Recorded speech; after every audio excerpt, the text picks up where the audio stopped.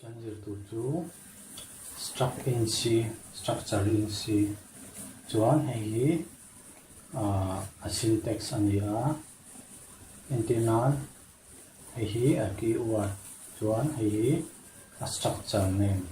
name of structure chuan a chungah hian bracket hemi chungah hian integer in emo or character emo float emo kha a chung hian variable kan declare thei ni kan bul ang pathum kha chuan wang nge structure kan man angai kan ti chan chu he program hi anila he program in sia chu student pakhat na pahina pathum na te hi record kan duwa name and roll number name roll number chuan tiang hian kan ziak ta student pakhat na an hming sia nan name 1 kan tia name 2 name 3 chuan a roll number 1 roll number 2 roll number 3 kan an roll number te khak kan thin the nei nan te kan ziaka chuan amal te roll number a theu khan kan da lu le a variable sang a han chuan top a kan pin le ta chuan structure kan na chu antenan hemi hi voi khat voi thum kan ziaka hemi voi thum ziangai lo hian hemi voi khat chau hi kan ziaka struct mangin tiang mang hian program a zia thia chuan program ati toya nge hriat thiam all sum zoka chuan chu baka a tangkai zoka all sum program dan chuan tona struct man dan lo zela chuan hemi struct hemi box a hi hemi block a hi include library kan include so a main kan zia main zia tu thin tu ni include ctir.h ta hian ta tak hian struct zia tu in main function thlenma kha ta hi kan struct min tu ni a student no di ta la chuan bracket ta hian semicolon da thai ni lo tu car name student name chalo da se so int roll number student roll number chuan ta hian main chi kan zia re chau tawng ti han chuan kan struct heta kan declare kha kan hnan le theinan structure chi sang kan ziam na structure pakhat na student pakhat na student antinga student 1 hey student pakhat ta tu student 2 ti khan on phaisal da ni tuna chuan pabi chau hi lo di tai la chuan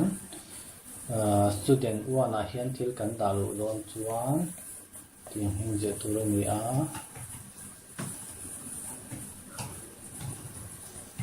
printf name kan tianga name kan intaranga percent a struct me kan ziak nga dot an hmi kan da lu ni tur kha student 1 dot name roll number mai tuna kan da hum sak du chu name nia name kan thanga chuan scanf mangin kan da lu tanga percentage s and percent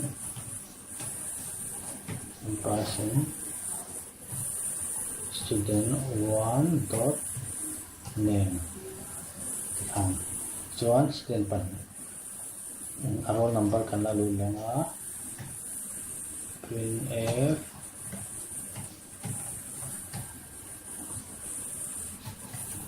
roll number kan tia percentage and percent yes student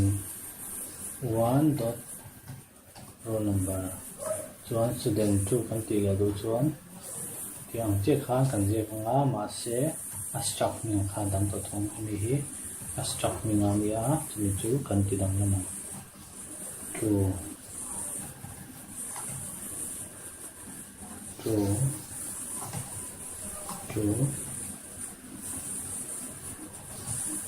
tahin siya roll number color percentage D percent student 2 dot roll number container lahin ngay lo chuan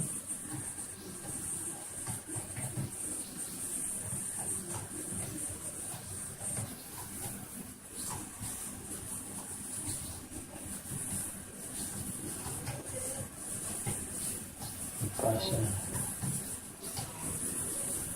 one dot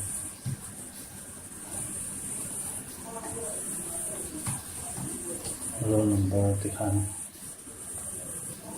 data ini apa chuan tikhan kan lu jota kan pin lianga print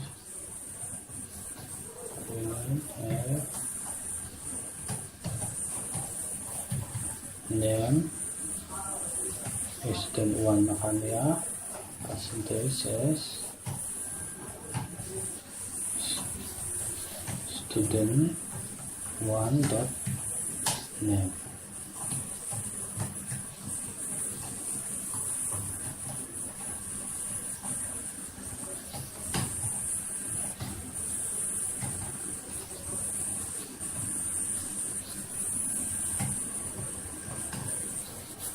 roll number niya nga hi dito nga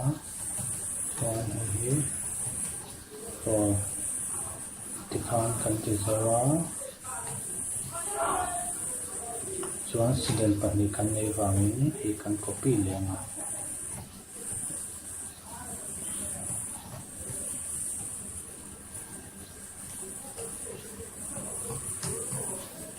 hi student 2 ting kan tlang nga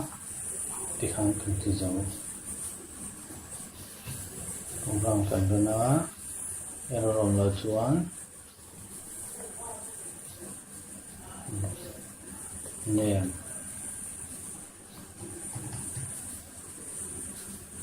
John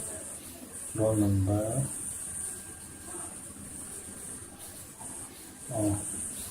my error roll number here roll number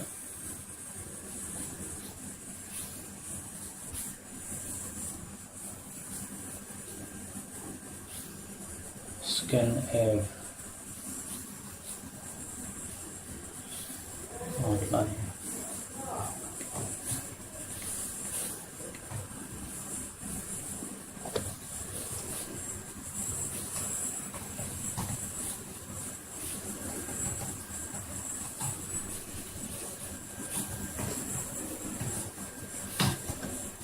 student 1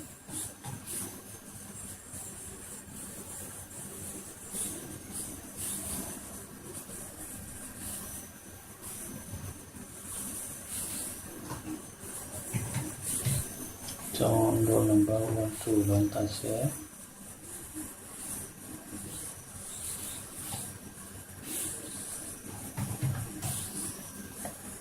diplow lie alone in person kada lawa tapo kada lawa kanchuan diptong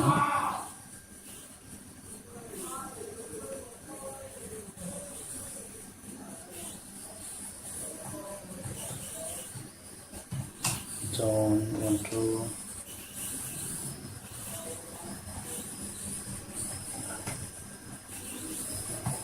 Mike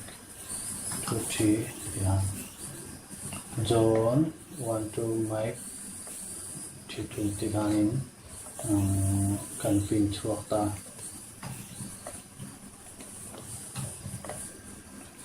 hei atang kai na chu hemi với tấm tập hay là cái gì tour ai cả struck mong khan hay là hemi struck mong hianin voi khát cháu về cái thằng giặc á chuan struct mình thằng giặc mấy à chuan khamia khanin kan dalu don kha struct ko na hian kan dalu don student 1 atang kan dalu don chuan student 1 dot name ti tu ni chuan pin dot from student 1 dot name zel hi man tu ni entina hai po hi kan la ziak tel ta hi alai ni la tawn ma se mi hi line kan reduce ya hemi hi kan pai vekin le mi hi pai vekila for loop and mo while loop and mo do while loop and mo kan mang thaya tu lai chuan for loop lo mang ta ya I equal to 0 I is less than or equal to 5 tel ta la I plus ti khang hemi for loop chunga kan danga chuan a struct me hi kan thang mai lo ni until nan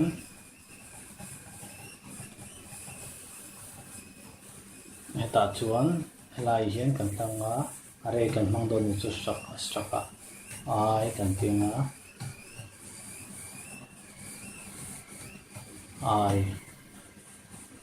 ai kan 0 ni chuan ta hian 0 I plus 1 ting atiat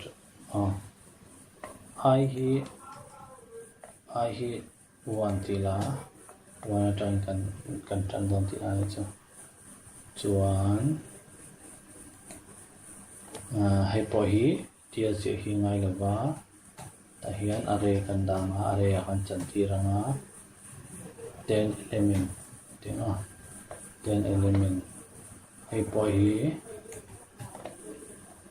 ta hian for loop kan dang something kan ti themi don ti khan hai po hi ai kan tinga for loop kan zir ka kan trong kai do ni chu program ti to nan student panga I install dona chuan I kan line declare lawa I kan na da lo po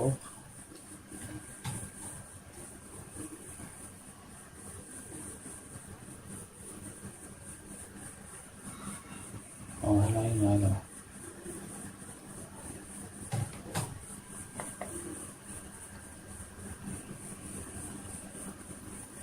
dik lo lo tur angai la print chinala student panga ming kan da lo thei lo ji sang panga hi dik ni chuan sai roll number 1 kima roll number 2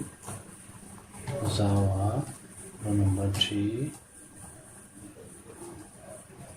zuala roll number 4